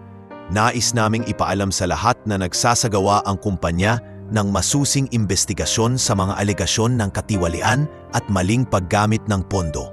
Lahat ng sangkot ay pansamantalang isususpinde habang nagpapatuloy ang proseso. Pahayag ng head ng HR. Mabilis kumalat ang bulong-bulungan. May ilang mukhang natatakot. May iba namang tila masaya dahil matagal na nilang gustong mawala ang ilang abusadong opisyal. Isa sa mga nabanggit na pangalan ay ang manager na nakita ni Adrian na kausap ng dalawang empleyado mula sa purchasing department. Sa gilid ng hall, natanaw niya si Liza na nakatingin sa kanya. Paglapit nito matapos ang meeting, mahina itong nagtanong, Emil, may kinalaman ka ba sa nangyayari? Gumiti lang si Adrian. Minsan, kailangan lang may magsimula para may magbago. Sa gabing iyon, habang naglalakad pa uwi, ramdam ni Adrian na unti-unti nang nagkakaroon ng direksyon ang plano niya. Hindi niya pa rin maipakita ang tunay niyang pagkatao, ngunit malinaw na ang mga hakbang na ginagawa niya bilang Emil ay nagsisimula ng gumulo sa balangkas ng mga matagal nang umaabuso sa kapangyarihan. At sa bawat araw na lumilipas, Mas lumalapit siya sa sandaling ipapakita niya kung sino talaga siya. Hindi lang para huliin ang mga may sala, kundi para ipakita kung gaano kahalaga ang bawat isa. Lalo na ang mga gaya ni Liza sa pundasyon ng kumpanyang kanyang itinayo. Makalipas ang halos 2 buwan mula nang magsimula si Adrian bilang Emil, dumating na ang araw na pinlano niyang gawin ang pinakamalaking hakbang sa kanyang eksperimento. Nasa tamang panahon na, kumpleto na ang mga ebidensya laban sa mga abusado, malinaw na rin sa kanya kung sino ang mga may malasakit sa kapwa. At higit sa lahat, sapat na ang nakita at naramdaman niya para malaman kung gaano kalalim ang problema sa kultura ng kumpanya. Isang Lunes ng umaga, nagpaabot ng mensahe ang management na magkakaroon ng mandatory General Assembly sa main hall. Lahat ng empleyado, mula utility staff hanggang sa mga department heads, ay naroon. Tahimik ang paligid ngunit ramdam ang tensyon. Marami ang nag-aabang sa resulta ng investigasyon ng HR. Sa backstage, nakatayo si Adrian. Suot pa rin ang lumang uniforme ng utility staff at ang prosthetic makeup na nagkukubli sa kanyang tunay na anyo. Hawak niya ang maliit na bag kung saan nakalagay ang ilang personal na gamit, pati na ang kanyang ID bilang CEO, isang bagay na matagal niyang itinago sa loob ng eksperimento. Lumapit sa kanya si Liza bago magsimula ang programa. "Emil, bakit parang kabado ka? Parang may kakaiba sa'yo ngayon." Tanong nito, halatang nag-aalala. Umiti siya ng bahagya. "May kailangan lang akong gawin ngayong araw at sana maintindihan mo." Hindi na nagtanong pa si Liza pero halata sa mukha nito ang pagtataka. Nang magsimula ang pagtitipon, umakyat sa entablado ang head ng HR at nagsalita. "Matapos ang masusing investigasyon, natuklasan natin na may ilang opisyal at empleyado ang sangkot sa maling paggamit ng pondo at pang-aabuso sa posisyon. Simula ngayong araw, sila ay tinatanggal sa kanilang tungkulin at hindi na pinahihintulutang bumalik sa kumpanya." Sunod na binanggit ang mga pangalan, kabilang dito si Ortega at ilan pang manager mula sa purchasing at admin department. Nagkaroon ng bulong-bulungan at iilan ang napatingin kay Adrian, para bang nararamdaman na may kinalaman siya sa mga pangyayari. Pagkatapos ng anunsyo, lumapit ang head ng HR sa mikropono at nagsabi, "Ngayon nais kong ipakilala sa inyo ang isang tao na naging mahalagang susi sa pagbibigay liwanag sa kasong ito. Isa siyang empleyado na sa kabila ng mabigat na sitwasyon ay pinili pa ring tumayo sa tama. Nais ko siyang anyayahan dito sa harap, si Emil Santos." Naglakad si Adrian patungo sa entablado, dala ang mabigat ngunit tiyak na hakbang. Tahimik ang buong hall, walang bumubulong, walang kumikilos, lahat ay nakatingin sa kanya.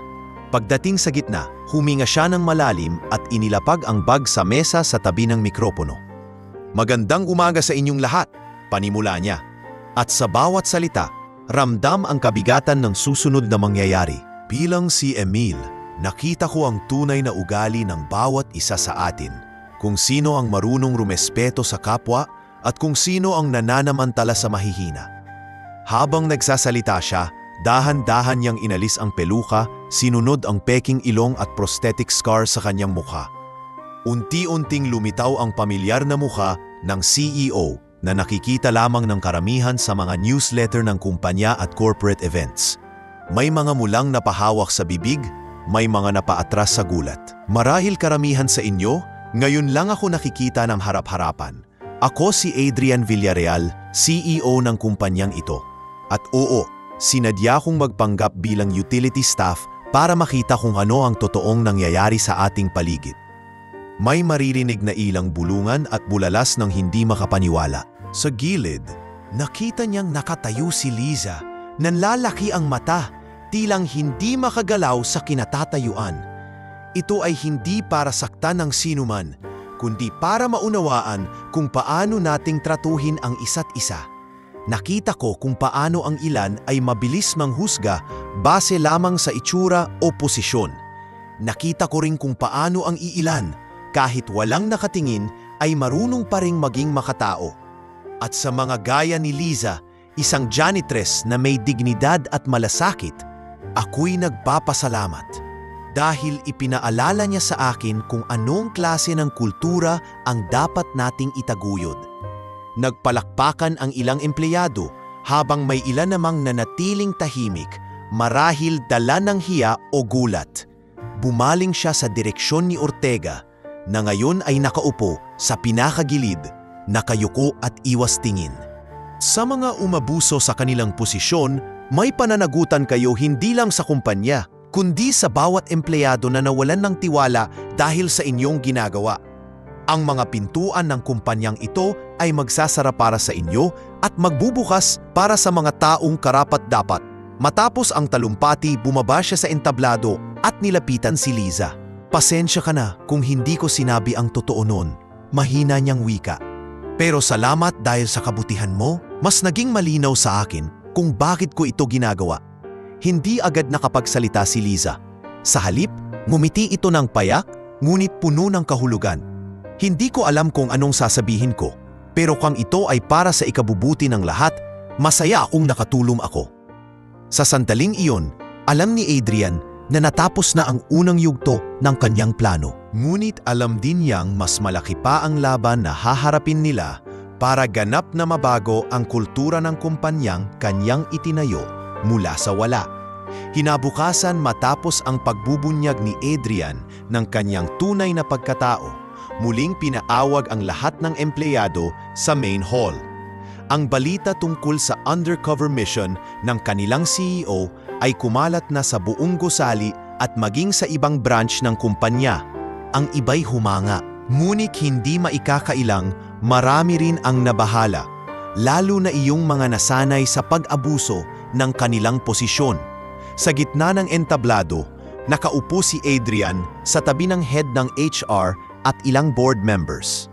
May hawak siyang makapal na folder, puno ng ebidensya at dokumentasyon mula sa 2 buwan niyang pagiging Emil. Tumayo siya at nagsimula. Ngayong malinaw na sa lahat ang mga nangyari at nakita ko mismo sa loob ng kumpanya, panahon na para magbigay ng aksyon. Hindi sapat na malaman lang natin ang mali, kailangan natin itong itama. Isa-isa niyan binasa ang mga pangalan ng mga sangkot sa pang-aabuso at katiwalian. Mr. Rodrigo Ortega, supervisor ng utility team, pinanggal sa tungkulin dahil sa paulit-ulit na pang-aabuso sa kapwa-empleyado, diskriminasyon at paglabag sa patakaran ng kumpanya. Effective immediately, wala ka ng karapatan na bumalik o magtrabaho muli sa alinmang sangay ng Villarreal Manufacturing. Nakatungo si Ortega, hindi makatingin sa kahit kanino. Sa gilid, may iilan empleyadong halata ang paghinga ng maluwag. Sumunod na binasa ang mga pangalan ng ilang manager mula sa purchasing at admin. Maria de la Cruz at Junard Feliciano, tinanggal dahil sa pakikipagsabwatan sa supplier para makapag-nathaw ng pondo ng kumpanya. May kasamang taso ang inyong mga ginawa at isusumite sa legal department. Kasabay ng pagbasa ng mga pangalan, ipinakita sa malaking screen ang ilang larawan at kopya ng dokumento na nagpapatunay ng kanilang kasalanan. Ang ilan sa mga empleyado ay napailing at bulung-bulungan sa gulat. Ang iba na may tila matagal nang inaasahan ang pagbagsak ng mga nabanggit. Matapos ang anunsyo, nagpatuloy si Adrian. Hindi lang parusa ang layunin natin dito. Ang mas mahalaga, magbigay ng pagkakataon sa mga taong nagpamalas ng dedikasyon at respeto sa kapwa. Tumango siya sa direksyon ni Liza na nasa gilid ng hall. Si Liza Santiago, isang janitress na sa kabila ng pang-aapi at hirap, ay piniling maging tapat at marangal. Sa harap ng lahat, nais kong kilalanin ang kanyang integridad. Halos hindi makagalaw si Liza sa upuan. Nanlaki ang mata at bahagyang namula sa hiya. Tinawag siya ni Adrian papunta sa entablado. Liza, dahil sa ipinakita mong malasakit, hindi lang sa trabaho mo, kundi pati sa kapwa mo empleyado, nais kitang bigyan ng mas mataas na posisyon sa kumpanya bilang admin officer ng facilities management. Mas mataas ang sahod, mas magaan ang oras, at may benepisyong mas makatutulong sa iyo at sa anak mo. Narinig niya ang marahang bulungan ng iba, may halong paghanga At sa ilan, inggit. Umakyat si Liza sa entablado. Nanginginig pa ang kamay nang tanggapin ang dokumentong formal na nag-aanunsyo ng kanyang bagong posisyon. "Salamat po, Sir Adrian." Halos pabulong nitong sabi. "Hindi ko po inasahan ito." Ngumiti si Adrian. "Hindi mo ito hinihingi, Liza, pero ito ang gantimpala para sa mga taong nagtatrabaho ng marangal." Matapos ang mga parangal at parusa, ipinahayag ni Adrian ang mga bagong patakaran. "Simula ngayon, magpapatupad tayo ng zero tolerance policy laban sa pang-aabuso at diskriminasyon. Lahat ng empleyado, anuman ang posisyon, ay dumadaan sa parehong training at assessment. Ang respeto ay hindi pribilehyo, ito ay obligasyon." Pinalakpakan siya ng karamihan, ngunit alam niyang hindi agad magbabago ang lahat.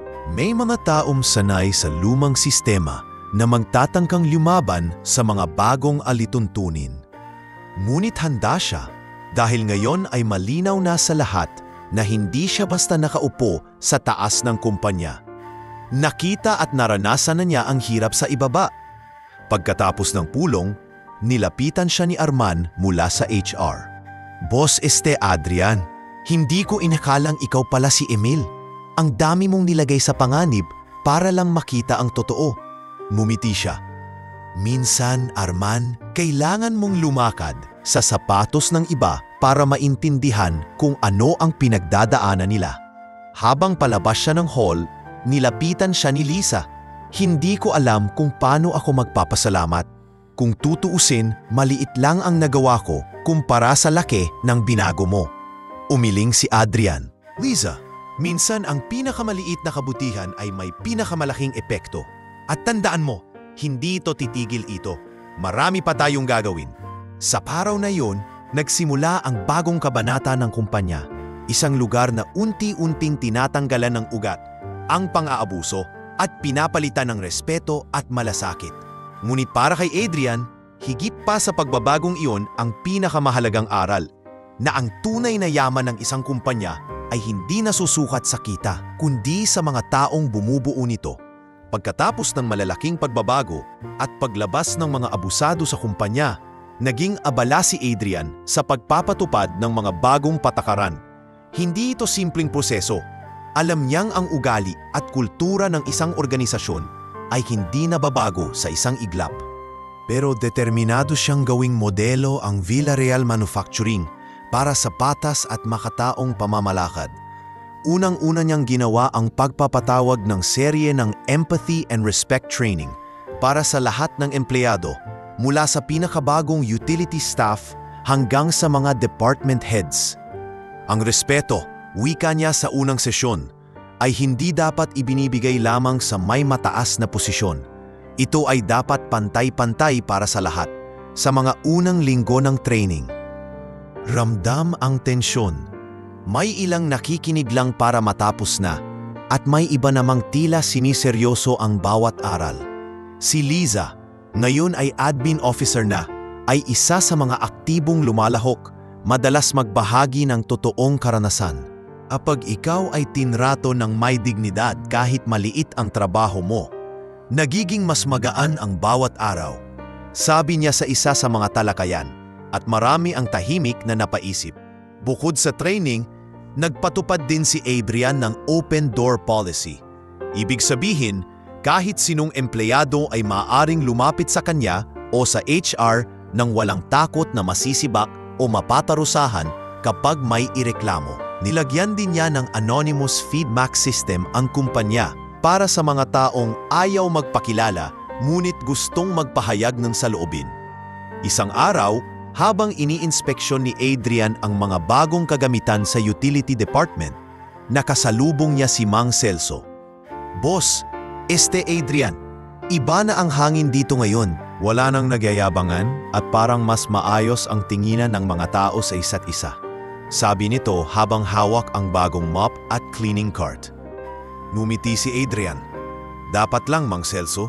Ikaw at ang iba pa sa team, deserve ninyo ang respeto at maayos na kagamitan." Pati ang physical environment ng kumpanya ay kanyang binago. Pinalinis at pinaayos niya ang pantry upang magamit ng lahat ng pantay-pantay. wala nang exclusive area para sa ilang department lamang. Dito tayo magsisimula, wika niya sa maintenance team. Kung pantay ang lugar na pinagsasaluhan, mas madaling maging pantay sa isa't isa. Isang linggo matapos ang implementasyon ng mga pagbabago, tinawag ni Adrian si Liza sa opisina. Nakaupo po sa harap ng kanyang desk. Halatang kinakabahan pa rin kahit ilang beses na silang nagkausap sa bagong posisyon nito. Liza, panimula niya, nakita ko kung paano mo ginampanan ang trabaho mo bilang admin officer. Tahimik ka pero epektibo. At higit sa lahat, nakikita ko kung paano ka maging ehemplo sa iba. Napayuo si Liza, ngunit baka sa mukha ang kaunting ngiti. Ginagawa ko lang po ang tama, sir. Tama nga, at gusto kong malaman mo, may plano akong gawing mas malinaw ang career path para sa lahat ng empleyado. Hindi lang para sa mga may degree o mataas na pinag-aralan. Gusto ko, kahit sino, basta may sipag at integridad, mapagkakataong umangat. Isa ka sa mga inspirasyon ng planong iyon. Nagulat si Liza. Hindi ko po akalaing ganito kalaki ang magiging epekto ng simpleng pagtulong ko noon. Tumango si Adrian. Minsan, Liza, ang simpleng kabutihan ay nagbubunga ng pagbabago na hindi natin inaasahan. Kasabay ng pagbabagong iyon, unti-unting nawala ang takot sa mukha ng mga dating utility staff. Nakikita ni Adrian na ngayon nagagawa na nilang maglakad ng may kumpiyansa sa hallway at hindi na iniiwasan ng mga ibang department ang kanilang presensya. Sa halip, may mga department heads na lumalapit pa upang magpasalamat sa maayos na trabaho. Ngunit, hindi lahat ay naging madali. May mga lumalabas pa ring reklamo na may ilang hindi pa rin sanay sa bagong sistema. Isang hapon, lumapit si Arman mula sa HR at nagulat. Sir, may dalawang supervisor na umaangal na parang nawalan daw sila ng otoridad dahil sa mga bagong patakaran. Sabihin mo sa kanila, tugon ni Adrian, ang otoridad ay hindi nangangahulugang karapatang mang-api. Iyon ay responsibilidad na magpakita ng tamang halimbawa. Sa susunod na buwan, nagpatupad si Adrian ng Recognition Fridays kung saan lingguhan niyang pinaparangalan ang empleyado, anumang posisyon na nakapagpakita ng kabutihan at dedikasyon.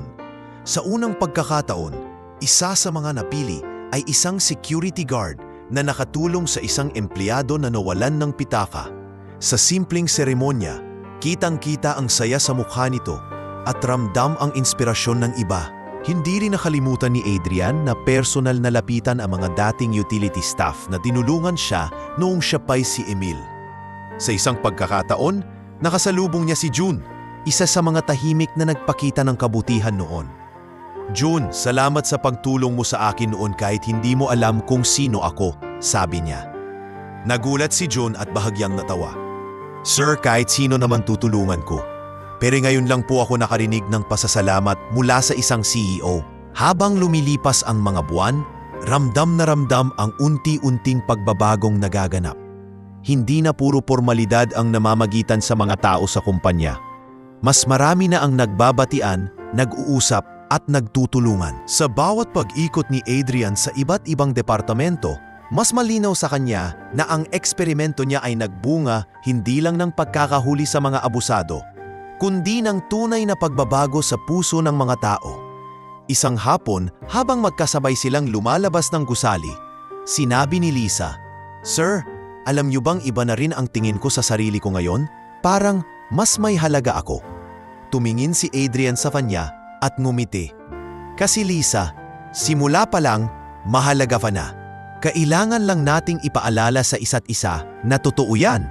At sa puntong iyon, alam ni Adrian na ang kumpanya ay hindi lamang nagbago sa panlabas. Ang mas mahalaga, nagbago rin ang paraan ng pagtingin ng mga tao sa isa't isa at lalo na sa kanilang sarili.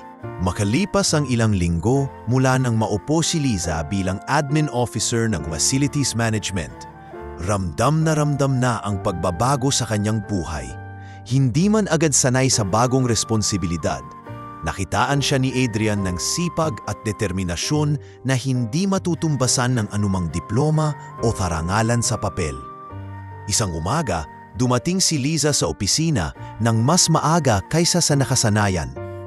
Nakasuot siya ng simpleng puting blouse at itim na slacks at nakalugay ang kanyang buhok. Malayo sa datong ng ayos na palaging nakapusod at may bahid ng alikabok mula sa paglilinis. Habang binubuksan niya ang pinto ng kanyang maliit na opisina, naramdaman niyang ibang-iba na ang pakiramdam kumpara noon. Habang inaayos niya ang mga papeles sa kanyang desk, may kumatok. Si Marian, isa sa mga dating utility staff na ngayon ay isa na ring office assistant dahil sa bagong patakaran ni Adrian, ay ngumiti sa kanya. "Ma'am Liza, andito na po yung mga bagong supplies para sa janitorial team. Saan po natin ilalagay?" Saglit na natigilan si Liza. Hindi sanay na tinatawag na ma'am. Liza na lang. At ilagay mo sa bagong storage room sa second floor. Siguraduhin mong maayos ang pagkaka-inventory. Tumango si Marian at umalis. Ngunit halatang humanga sa propesyonal na paraan ng pagsagot ni Liza. Sa tanghali, nakatanggap si Liza ng tawag mula sa tiyahin niya sa probinsya. "Liza, mukhang gagaling na ang anak mo. Salamat sa perang pinadala mo." Sabi niya, excited na siyang makita ka ulit.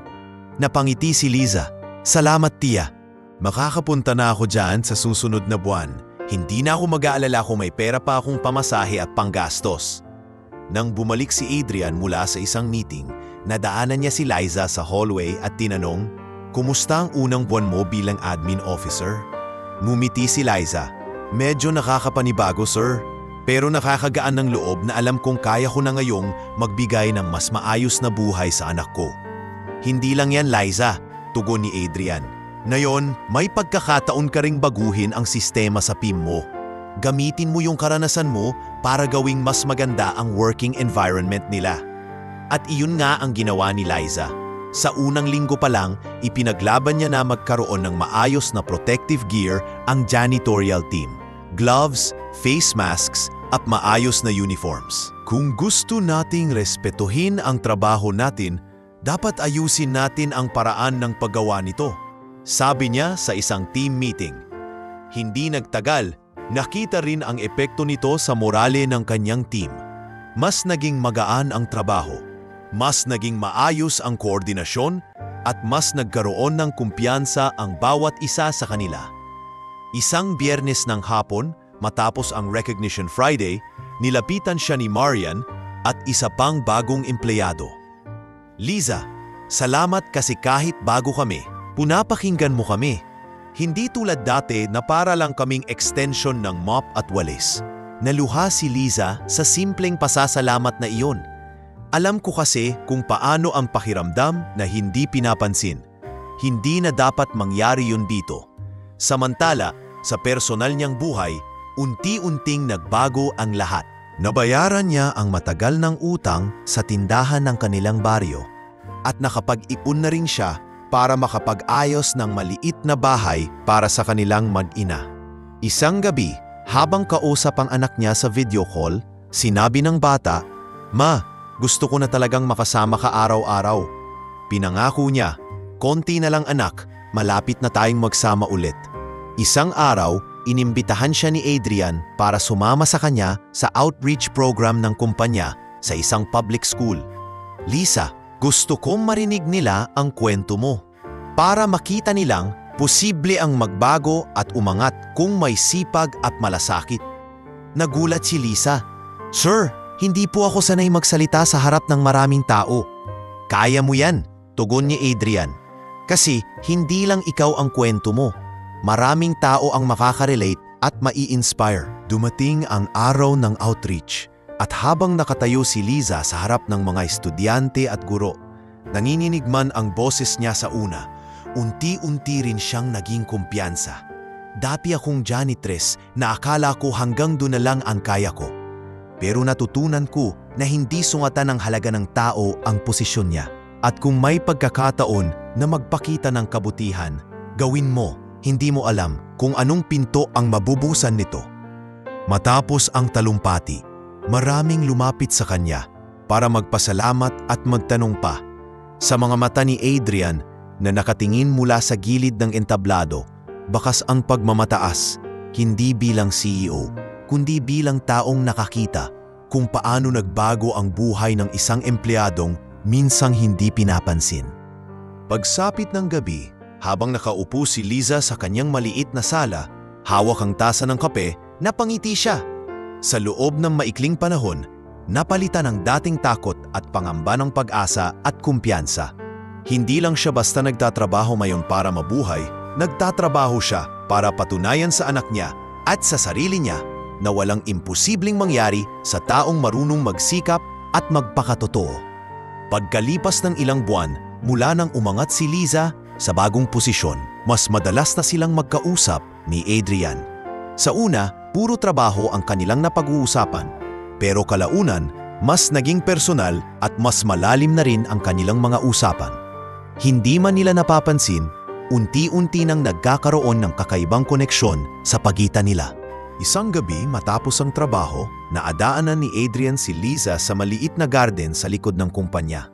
Nakaupo ito sa isang bench, nakatingin sa mga halaman habang hawak ang cellphone. "Liza," tawag niya. "Bakit nandito ka pa? Akala ko umuwi ka na." Nagulat si Liza pero agad ngumiti. Nagpahinga lang saglit bago umuwi. "Gusto ko kasi yung tahimik dito." Umupo si Adrian sa tabi niya. "Tahimik nga. Parang minsan kailangan natin ng ganito para lang huminga mula sa gulo ng araw-araw." Napatingin si Liza sa kanya, parang may gustong itanong pero pinipigilan. "Sir, pwede ko bang itanong? Noong nagdesisyon kayong magpanggap bilang Emil, hindi ba kayo natakot?" Ngumiti si Adrian. "Oo, natakot ako. Hindi dahil sa hirap ng trabaho, kundi dahil baka makita ko ang mga bagay na hindi ko kakayanin. Mga katotohanang masakit tanggapin. Pero kinaya nyo," sagot ni Liza. "Totoo, at isa ka sa dahilan kung bakit," tugon niya, pinititigan ang kanyang mga mata. Sa mga sumunod na linggo, mas dumalas ang kanilang pagkikita sa labas ng opisina. Minsan, sabay silang kumakain sa malapit na karinderya. Minsan naman, iniimbitahan siya ni Adrian sa isang simpleng kainan kung saan walang nakakakilala sa kanila. Sa tuwing magkasama sila, palaging nauuwi sa kwento tungkol sa kanilang nakaraan at mga pangarap. Isang gabi sa isang maliit na kafe, tinanong ni Liza, "Sir, bakit parang mas pinipili niyo yung simpleng lugar kaysa sa mga mamahaling restaurant? Kaya niyo naman." "Nasanay kasi ako dati na maliit lang ang merienda namin sa probinsya. At to be honest, mas masarap ang pakiramdam kapag simple lang, walang masyadong arte," sagot niya. Napangiti si Liza. "Kaya siguro magaan ang loob ko sa inyo. Kasi kahit CEO kayo, hindi kayo nawalan ng simpleng puso." Hindi lang sa mga masayang sandali naging malapit ang dalawa. Dumating din ang mga pagkakataong si Adrian ang naging sandalan ni Liza. Isang gabi, tumawag ito sa kanya habang umiiyak. "Sir, pasensya na, kamneto lang ako tatawag, pero may lagnat ang anak ko. At wala akong alam kung saan ako kukuha ng mag-aalada sa kanya habang nasa trabaho ako bukas." Walang pag-aalinlangan, sumagot si Adrian. "Ako na ang bahala. Mag-leave ka bukas at magpahinga sa anak mo. Kung kailangan mo ng gamot o pagkain, sabihin mo lang." Kinabukasan, personal siyang nagdala ng mga grocery at gamot sa bahay ni Liza. Doon niya nakita ang simpleng tinitira nito. Maayos pero halatang pinaghirapan. "Pasensya na sir, at ganito lang yung maipapakita ko sa inyo," sabi ni Liza habang pinapapasok siya. "Walang pasensya-pasensya, Liza.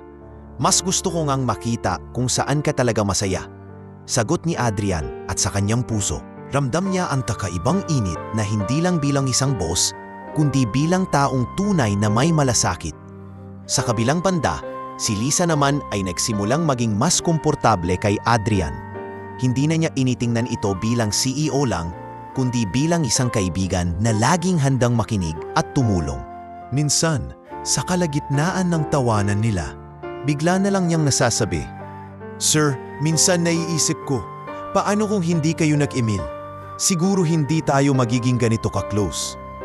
At malaking panghihinayang yon para sa akin, mabilis na tugon ni Adrian. Habang tumatagal, hindi lang sa trabaho sila nagtutulungan, kundi sa personal na buhay din. Si Adrian ang unang tinatawagan ni Liza kapag may problema sa anak niya o kapag kailangan ng payo tungkol sa desisyon sa opisina. Si Liza naman ang nagsisilbing reality check ni Adrian sa mga ideya at plano para sa kumpanya. Hindi takot magsabi ng totoo kahit alam niyang CEO ang kausap niya. Isang hapon, matapos ang isang mahabang meeting, tinawag ni Adrian si Liza sa kanyang opisina. Alam mo ba, Liza, naiisip ko, sa dami ng nakilala kong tao sa industriya, iilan lang ang may integridad na gaya mo. Sana mas marami pang katulad mo sa kumpanya. Medyo namula si Liza at ngumiti. Sir, baka sobra naman yan. Ginawa ko lang kung ano ang tama. Pero yung tama, hindi laging ginagawa ng lahat. Kaya mahalaga na may mga taong kapulad mo na nagpapaalala sa iba. Sagot niya. Habang lumalalim ang kanilang samahan, unti-unti ring mas naging malinaw sa kanilang dalawa na may kakaibang damdamin na ang namamagitan sa kanila. Hindi man nila binabanggit, ramdam sa bawat tingin, sa bawat simpleng pag-aalala na may bagay na higit pa sa pagiging boss at empleyado. Ngunit pareho rin nilang alam na kailangan nilang maging maingat. Hindi lang dahil sa posisyon nila sa kumpanya, kundi dahil sa respeto sa isa't isa at sa proseso ng kanilang relasyon. Sa mga sandaling iyon, tahimik lang silang nagtatagpo sa parehong direksyon, hindi nagmamadali, pero malinaw ang nararamdaman. At sa ilalim ng mga ilaw ng opisina na unti-unting pinapatay ng gabi, parehong alam ni Adrian at Liza na nagsisimula na ang bagong yugto ng kanilang buhay. Isang mas personal, mas tapat, at mas makhulugang uneksyon na pinanday ng tiwala at respeto. Hindi nagtagal, nagsimulang umabot sa iba't ibang bahagi ng kumpanya ang mga bulong-bulungan tungkol sa pagiging malapit ni Adrian at Liza. Sa simula, walang nakikitang masama ang karamihan. Maraming nakakaalam kung paano nagsimula ang kanilang koneksyon noong undercover pa si Adrian bilang Emil. Ngunit habang tumatagal, may mga taong hindi kontento sa nakikita. Isang Lunes ng umaga, pagpasok ni Liza sa opisina, napansin niyang kakaiba ang tingin ng ilang kasamahan. May ilan pang tila bumubulong habang siya ay dumaraan. Sa pantry, nahuli niyang nag-uusap ang dalawang empleyado.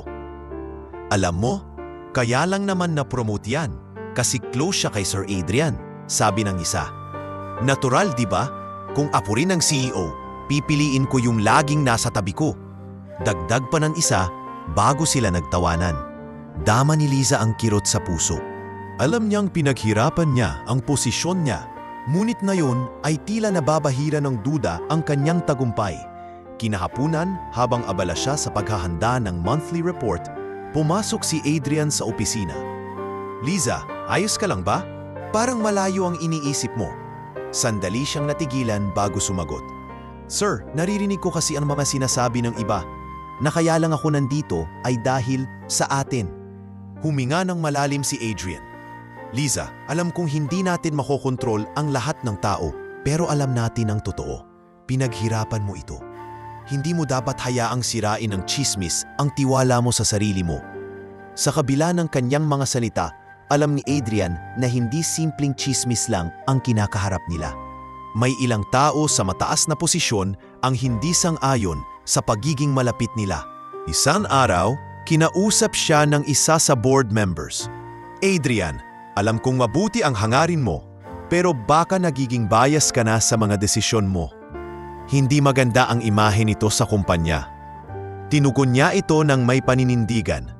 Kung ang ibig mong sabihin ay binibigyan ko ng pagkakataon ang karapat-dapat, oo, biased ako. Biased ako sa integridad at sipag. Samantala, sa personal na buhay ni Liza, naramdaman din niya ang epekto ng chismis. Isang gabi, habang naglalakad siya pauwi galing trabaho, nakasalubong niya ang dating kasamahan sa janitorial team. Liza, totoo ba yung sinasabi nila na may relasyon kayo ni Sir Adrian? Tanong nito halatang nag-aalangan. Mumiti si Liza, ngunit may bahid ng lungkot. Alam mo, mas mabuti na lang siguro na paniwalaan ng tao kung ano ang gusto nila. Basta alam ko sa sarili ko, walang masama sa ginagawa ko. Habang lumilipas ang mga linggo, lumalalim ang intriga. May nagpadala ng anonymous email sa HR. Tinatanong kung ethical ba ang pagiging malapit ng CEO at isang dating janitress na ngayon ay may posisyon sa opisina. Bagaman walang formal na reklamo, naging usap-usapan ito sa ilang meeting. Isang gabi, nagkita sila ni Adrian sa maliit na cafe na madalas nilang puntahan. Tahimik silang pareho habang hinihintay ang order. Sa huli, si Liza ang unang nagsalita. "Sir, ayokong maging dahilan para pagdudahan ka ng mga tao sa kumpanya mo. Kung gusto mo, maaari akong mag-resign." Agad umiling si Adrian. "Hindi ko papayagan yan. Liza, hindi ka magiging pabigat sa akin kailanman." Kung magre-resign ka, ibig sabihin, nanalo yung mga ayaw makita tayong magtagumpay. At ayaw kong mangyari yon. Sa sandaling iyon, malinaw na pareho nilang gustong protektahan ang isa't isa. Ngunit alam nilang kailangan nilang mag-ingat. Napagdesisyonan nilang panatilihing propesyonal ang kanilang pakikitungo sa opisina at iwasan ang anumang kilos na maaaring pagbulan ng maling interpretasyon. Sa kabila ng lahat, hindi nawala ang iwala at respeto nila sa isa't isa. Kung may mahalagang desisyon sa trabaho, pinapayuhan pa rin ni Liza si Adrian ng tapat at walang takot. At kung may personal na problema si Liza, palaging handa si Adrian na makinig at tumulong kahit hindi iyon nakikita ng iba. Sa loob ng kumpanya, unti-unting nakikita ng ilan na hindi basta-basta ang relasyon ng dalawa. Hindi ito batay sa pansariling interes, kundi sa matibay na pundasyon ng tiwala at malasakit na nabuo sa pinakamahirap na sitwasyon. At kahit maraming mata ang nakatingin, pinili nilang magpatuloy, hindi para patunayan ang sarili sa lahat, kundi para patunayan ito sa isa't isa. Lumipas ang 2 taon mula nang matapos ang undercover mission ni Adrian bilang Emil. At mula noon ay malaki na ang ipinagbago ng Villarreal Manufacturing. Hindi na ito katulad ng kumpanyang minsang pinamugaran ng pang-aabuso at diskriminasyon. Ngayon, ito ay kilala bilang isa sa mga pinakamakataong kumpanya sa industriya. Nasa main conference hall si Adrian, nakatingin sa mga litrato sa dingding na nagpapakita ng iba't ibang empleyado, mula sa utility staff hanggang sa mga executive. Lahat nakangiti at may kwento ng tagumpay. Sa tabi niya, nakatayo si Liza, na ngayon ay hindi lamang admin officer, kundi isa ng department manager para sa facilities and workplace relations. 2 taon na pala, bulong ni Adrian. Mumiti si Liza. At ang dami nang nagbago. Minsan, naiisip ko, parang ibang kumpanya na ito. Oo, sagot niya. Pero ang pinakamalaking pagbabago, nasa mga tao. Sa nagdaang 2 taon, unti-unti nilang nakita ang bunga ng kanilang pinaghirapan. Ang dating takot na umiikot sa mga mababang posisyon ay napalitan ng kumpiyansa at malasakit. Ang mga dating empleyado na walang boses ay ngayon ay may plataporma para magpahayag ng kanilang saloobin. Hindi rin nakalimutan ni Adrian ang personal na aspeto ng kanilang kwento ni Liza. Noong una, pinili nilang maging maingat at panatilihin ang relasyon sa ilalim ng propesyonal na balangkas. Ngunit habang tumatagal, mas naging malinaw na hindi nangailangan ang pagtatago. Lahat ng nakakakilala sa kanila ay nakita kung paano nagsimula ang kanilang samahan, hindi sa kapangyarihan o posisyon, kundi sa respeto at malasakit.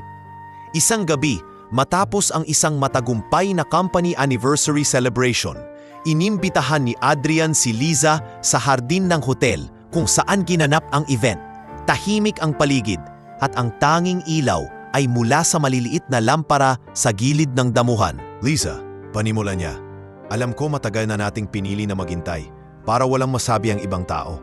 Pero sa puntong ito, wala na akong ibang gustong gawin kundi maging malinaw sa lahat at lalo na sa'yo." Tumingin si Liza sa kanya, bahagyang kinakabahan. "Anong ibig mong sabihin?" Humugot si Adrian ng maliit na kahon mula sa bulsa at binuksan iyon. Lumitaw ang isang simpleng singsing na may malita ngunit kumikislap na bato. "Gusto ko matasama ka hindi lang sa kumpanya, kundi sa buong buhay ko." "Liza, pakakasalan mo ba ako?" Napahinto si Liza, naluha at tumango habang tinatakpan ang bibig. Oo, Adrian, oo. Hindi na alintana kung may makakakita sa kanila. Iyon ang sandali na walang iba, kundi sila lang ang mahalaga. Ang kanilang kasal ay ginanap makalipas ang 6 na buwan sa isang simpleng seremonya sa isang maliit na simbahan sa probinsya. Naroon ang pamilya ni Liza, ang anak niya at ilang piling kaibigan at empleyado. Walang engrandeng palabas, ngunit puno ng tawa, luha at pagmamahalan. Sa reception, lumapit si Mang Celso at sinabing, "Boss, hindi ko akalaing yung tahimik na janitress na nakilala ko noon ay magiging asawa mo. Pero alam mo, bagay na bagay kayo. Pareho kayong totoo sa tao." Makalipas ang ilang buwan mula sa kasal, mas lalong lumago ang kumpanya. Pinalawak nila ang kanilang operations, ngunit tiniyak ni Adrian at Liza na hindi mawawala ang kulturang itinaguyod nila. Si Lisa, sa bagong tungkulin bilang manager, ay nagsimula ng isang programang tinawag niyang Boses ng Empleyado, kung saan tuwing buwan ay may bukas na talakayan para sa lahat ng staff tungkol sa kanilang kondisyon sa trabaho at mga mungkahi. Isang araw, habang magkasabay silang naglilibot sa production floor, may lumapit na batang empleyado at nagpasalamat. "Sir, Ma'am Lisa, kung hindi dahil sa programang ito, baka wala na ako sa kumpanya. Noon, hindi ako pinapansin kapag may problema ako sa workload.